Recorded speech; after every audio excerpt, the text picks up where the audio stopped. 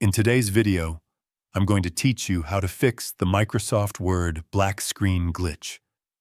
Sometimes, when you open Microsoft Word, instead of the usual blank page or your document, the screen may appear completely black. This can be caused by a variety of factors, including display issues, graphics, hardware acceleration, or problems with Word itself. Fortunately, there are several ways to resolve this glitch and get Word back to normal. The first step is to restart Word. Close the program completely and then reopen it.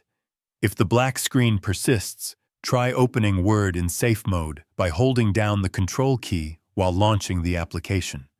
This prevents add-ins and customizations from loading, which can help identify if the issue is caused by a specific plugin or setting. If the black screen continues, repairing your Office installation can fix corrupted files. Go to the Control panel, select Programs and Features, find Microsoft Office in the list, and choose Change. Then, select the Repair option and follow the prompts.